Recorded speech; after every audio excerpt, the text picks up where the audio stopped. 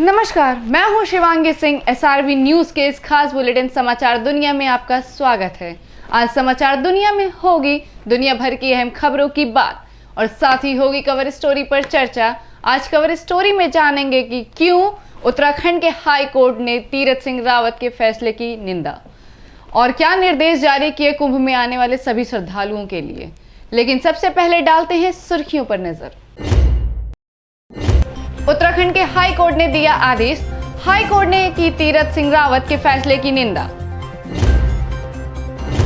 Highway पर कम दाम में निकलने का निकाला जुगाड़। बड़ी गाड़ियों पर छोटी गाड़ियों का लगता था फास्ट टैग। इन अहम खबरों पर हम करेंगे चर्चा, लेकिन सबसे पहले कवर स्टोरी पर होगी बात। आज कवर स्टोरी पर होगी उत्तराखंड के हाई कोर्ट के दिए आदेश के बारे में बात।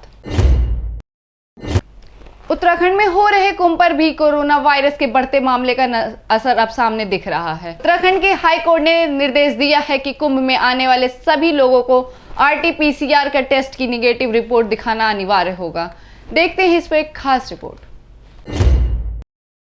उत्तराखंड के हाई कोर्ट ने कुंभ में आने वाले सभी लोगों के लिए RT-PCR टेस्ट की नेगेटिव रिपोर्ट दिखाना अनिवार्य कर दिया है। आपको बता दें कि कोर्ट ने मुख्यमंत्री तीरथ सिंह रावत के उस फैसले की निंदा की है जिसमें उन्होंने बिना टेस्ट के ही कुंभ में आने की इजाजत दे दी थी।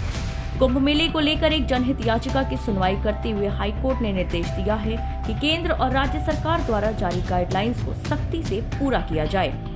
इसके साथ ही हाई कोर्ट ने कहा है कि जिन लोगों को वैक्सीन लग चुकी है, अगर वो अपना सर्टिफिकेट दिखाते हैं तो उन्हें छूट मिल सकती है, लेकिन बाकी सभी लोगों को कोरोना टेस्ट कराना होगा और रिपोर्ट नेगेटिव होना जरूरी है। दरअसल उत्तराखंड में इसी महीने कुंभ का मेला शुरू हुआ है। वही पूर्व मुख्यमंत्री त्रिवेंद्र सिंह रावत की ओर से पहले कुंभ में आने वाले लोगों के लिए सख्ती का ऐलान किया गया था और RT-PCR नेगेटिव रिपोर्ट को अनिवार्य किया गया था। गौरतलब है कि जब तीरथ सिंह रावत ने मुख्यमंत्री पद की कमान संभाली थी तो उन्होंने साफ कहा है कि कुंभ में कोई पाबंदी नहीं होगी। यहाँ तक कि तीरथ सिंह रावत ने कोरोना की नेगेटिव रिपोर्ट की पाबंदी को भी हटा दिया था और सीएम के इस फैसले की काफी निंदा भी हुई थी। दरअसल देश में कोरोना वायरस के मामले जब बढ़ने लगे तब एक बार फिर हाईकोर्ट ने आदेश जारी कर टेस्टिंग को अनिवार्य कर दिया है। हाल ही में केंद्र से उत्तराखंड गई स्वास्थ्य मंत्रालय की टीम ने भी चेतावनी दी थी और नियमों की लापरवाही की बात कही थी।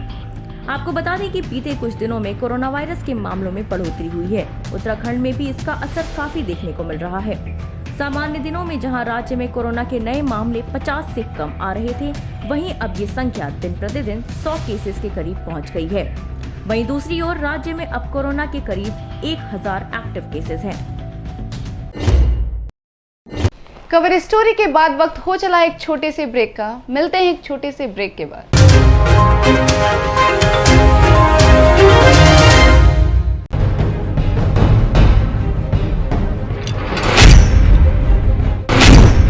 बहने लगी है चुनावी बयान।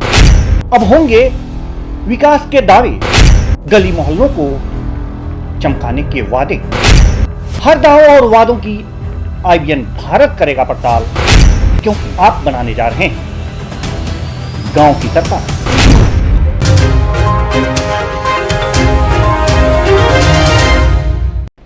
ब्रेक के बाद स्वागत है आपका अहम खबरों में। राजस्थान के जोधपुर जैसलमेर हाईवे पर कम दाम में यानी सस्ते में निकलने का कुछ शातिर लोगों ने नया जुगाड़ ढूंढ निकाला है। आइए देखते हैं इस पर खास रिपोर्ट। 15 फरवरी से देश भर में लागू फास्टैग की अनिवार्यता करते हुए देश के सभी नेशनल हाईवे के टोल प्लाजा पर कैश लेना बंद कर दिया गया था। नेशनल हाईवे पर चलने वाले बिना फास्टैग वाले वाहनों को मौके पर तुरंत टैग लगवाने और ऐसा नहीं करने वालों पर दुगनी राशि वसूलने का नियम लागू किया गया। कुछ दिनों तक चालकों को और आने जाने वालों को थोड़ी परेशानी के बाद ये फास्टैग धीरे धीरे सुचारू रूप से शुरू हो गया। दरअसल फास्टैग में पैसा कम लगे, इसके लिए जोधपुर जैसलमेर हाईवे के नेशनल हाईवे नंबर 125 पर बने जसनाट नगर टोल प्लाजा पर शातिर लोगों का कारनामा सामने आया है। इन लोगों ने अपनी बस पर कार जीप कैटेगरी का फास्टैग लगा लिया है, जिससे कार की कैटेगरी के पैसे वसूले जाएं। ये जुगाड़ कई दिनों तक टोल प्लाजा पर बेखौफ चलता रहा, लेकिन जब toll plaza manager Suresh Sharma को प्रतिदिन होने वाली आय कम होती दिखी, तब बारीकी से टोल पर आने जाने वाले वाहनों की तहकीकात शुरू कर दी गई, जिसके बाद मामले का खुलासा हुआ। जसनाथ नगर टोल प्लाजा के मैनेजर सुरेश शर्मा ने बताया है कि इस रूट पर एक बस ने कार कैटेगरी का टैग लगा रखा था, जिससे जब बस टोल पर आए तो कार कैटेगरी के हिसाब से 90 रुपए वसूल लिए जाएं। हैरान कर देने वाली बात तो ये है कि इस बस में जो टैग लगा हुआ था वो एक बोलेरो गाड़ी का है। वहीं ऐसी कई गाड़ियों का खुलासा हुआ जो बड़ी गाड़ियों में छोटी गाड़ियों का फास्टैग लगाकर अपना काम निकाल रही थी। आपको बता दें कि ज्यादातर बसें और कारों के ड्राइवर फास्टैग को कांच पर न लगाकर जेब में रखते हैं। जैसे ही टोल आता है तो जेब से निकालकर टोल प्लाजा पर दिखा दिया जाता है, जिससे कि गाड़ी तुरंत निकल जाती है। इस तरीके से ये बस रूट पर 3 टोल प्लाजा से गुजरती है और इन तीनों पर जाने और वापस आने पर बस के हिसाब से तकरीबन 900 रुपए का टोल शुल्क लगता है। लेकिन कार जीप कैटेगरी का फास्टैग लगा होने से सिर्फ 270 रुपए में ही बस निकल जाती है।